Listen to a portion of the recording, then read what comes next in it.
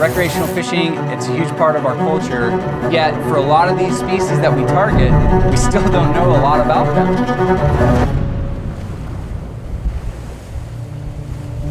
Dolphinfish Research Program is a community of anglers that help us tag and collect data on dolphinfish throughout the world. So this is our 24th year of operations, and we've had over 37,000 fish tagged. And we use this data to help inform, stock status, the movements of the species, how the actual population is doing. So the reality is, to do this research, it takes a lot of work, a lot of support from companies like Grady-White boats, so that we can ensure that this fish stock will be around for future generations. Because if we don't do this type of work, the fish will not be there. So today we're in Beaufort, North Carolina. We're hoping really to make some connections with the Gulf Stream and how these fish are utilizing the Gulf Stream as they move into the North Atlantic and then start their migration throughout the broader Western Central Atlantic Ocean down to the Caribbean Sea.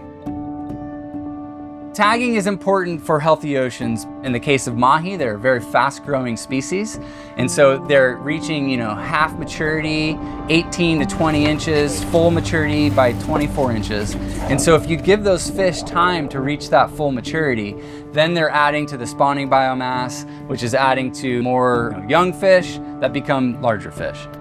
Any stock of fish can be obliterated if it's not managed properly. In the last 7 years, there's actually been 5 scientific papers that have shown that the population status is declining. We really need to work as a community to protect this species. A lot of the prep is done the night before with all the gear. You got your bait set up, satellite tags already programmed. Using non-offset circle hooks is essential because we really want a lip-hooked fish that's healthy. One of my favorite aspects of the satellite tagging process is when you see a perfectly lip-hooked big Mahi. You know that fish has a very high probability of survival given that you're about to surgically implant a satellite tag into that fish. The cradling process is a very quick process. Generally, you have the mate that comes behind myself. He'll bring the leader and bring the fish into the bag, and then we'll get the fish on the boat. Oh yeah, I think this fish is definitely gonna take that tag. We fill the cradle with water to hydrate the gills. We take a fork length, we get the hook out, and we put the satellite tag on. Okay, we got that tag in. And then a diver swims the bag out and makes sure that the fish is full of life. Wait, not the fish.